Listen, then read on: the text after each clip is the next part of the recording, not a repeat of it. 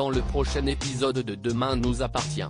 Tandis que la police soupçonne Simon d'être le maître chanteur, le mariage d'Audrey et Damien pourrait ne jamais avoir lieu.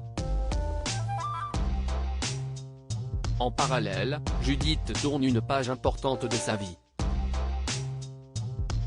Attention, les paragraphes qui suivent contiennent des spoilers sur l'épisode de Demain nous appartient diffusé demain soir sur TF1. Si vous ne voulez rien savoir, ne lisez pas ce qui suit. Jeudi 25 mai dans Demain nous appartient.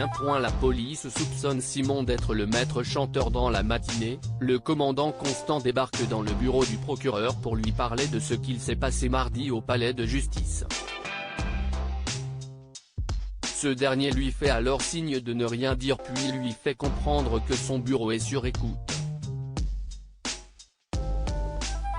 Il lui remet ensuite un post-it sur lequel il lui donne rendez-vous à 10 h au parc. Pendant ce temps, Bart et Victoire rencontrent Raphaël. Cette dernière est l'avocate des parties civiles dans le cadre du procès Lehman. Et si Bart et Victoire ont pris rendez-vous avec elle aujourd'hui, c'est pour lui parler de Simon Leclerc avec lequel ils ont eu une petite altercation. Raphaël raconte alors que son confrère est un pénaliste redoutable qui adore mettre de l'huile sur le feu et les procès médiatiques. Elle précise par ailleurs qu'il a déjà obtenu des jugements hallucinants.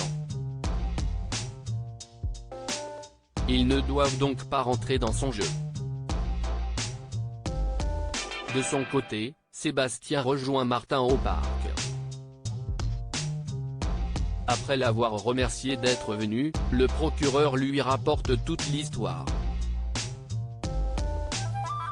Il lui explique donc qu'un maître chanteur l'a obligé à voler le scellé de l'affaire Lehman et à le brûler devant une caméra.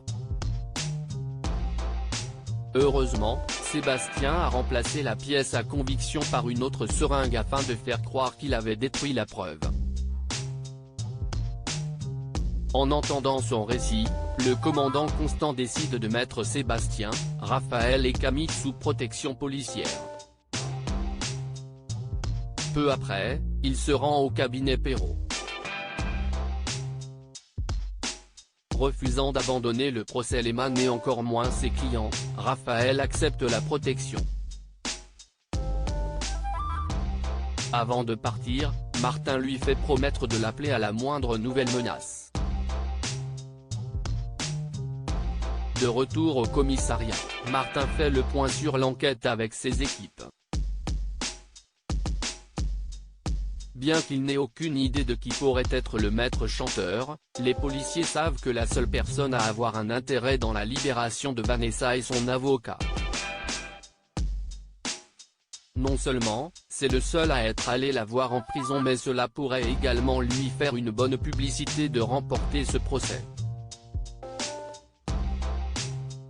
Non loin de là, Simon entraîne Vanessa à être crédible au tribunal. Et pour mettre de la sincérité dans ses mots, l'avocat lui donne un baume du tigre pour l'aider à pleurer. Simon précise ensuite que Georges n'a pas encore accepté de témoigner en sa faveur mais qu'il réussira à le convaincre.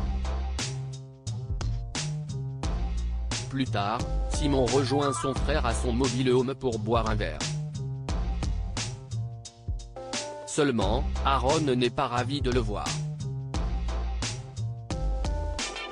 En effet, le médecin ne comprend pas pourquoi son petit frère défend une meurtrière en série. Après lui avoir rappelé qu'ils vivent dans un état de droit, Simon affirme que Vanessa n'est pas un monstre et ajoute que ces crimes ont tous été commis par amour. Malgré tout, Aaron ne voit pas les choses ainsi et le lui fait savoir. Au poste, Georges est en train de localiser les appels que Sébastien a reçus du maître chanteur. Comme le 4e appel a été émis depuis le palais de justice et que toutes les personnes qui y entrent doivent être enregistrées, il a donc la liste des potentiels suspects. Et sur celle-ci, figure le nom de Simon Leclerc. le mariage d'Audrey et Damien pourrait ne jamais voir lieu. À la veille du mariage d'Audrey et Damien, Jack, Jordan, et Lizzie s'attellent aux derniers préparatifs. En parallèle, Audrey se réveille le visage couvert de plaques rouges. Sans attendre, la future mariée file à l'hôpital et obtient un rendez-vous avec le docteur Delcourt qui diagnostique une réaction urticante liée au stress. Marianne lui prescrit alors une pommade puis indique qu'elle pourra mettre du fond de teint si les plaques ne sont pas parties d'ici demain. C'est donc vêtue d'un foulard sur la tête et d'une paire de lunettes de soleil qu'Audrey se rend au travail. Si Bart tente de la rassurer en lui disant que ses plaques ont presque disparu, ce n'est pas le cas de Mona qui estime qu'elle ne peut pas se marier ainsi. De retour chez elle, Audrey se cache dans sa chambre. Tandis qu'elle refuse qu'il la voie dans cet état, Damien réussit quand même à la faire rire à travers la porte. Finalement, Audrey sort. Au départ surpris par les plaques sur son visage, Damien la prend ensuite dans les bras et lui dit combien il l'aime avant de l'embrasser.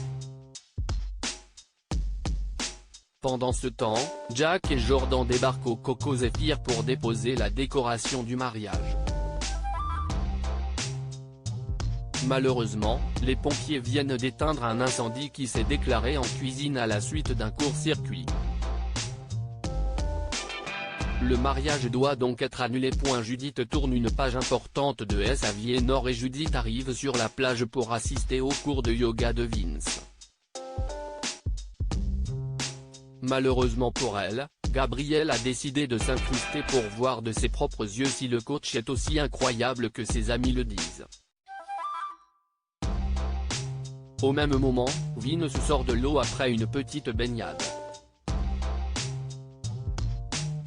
Et autant dire que le physique du professeur fait son petit effet à Nord et Judith. Pour cette séance, Vince a demandé à ses élèves de rapporter un objet qui les angoisse.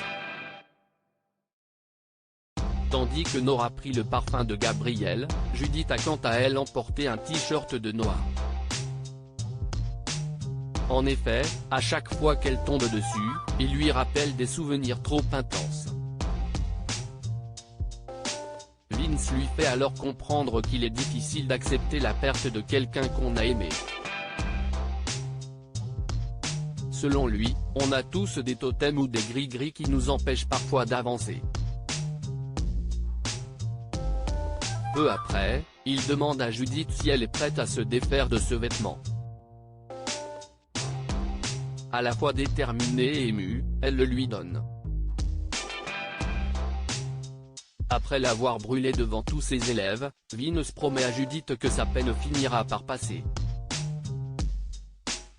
Plus tard, Judith et Nord sont au Spoon pour boire un verre.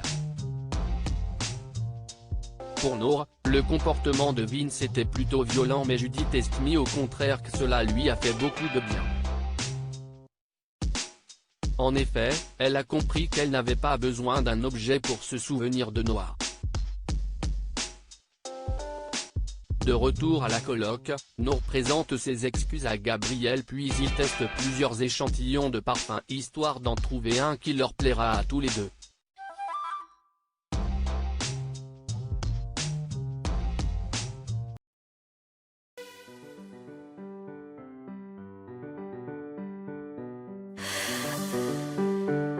나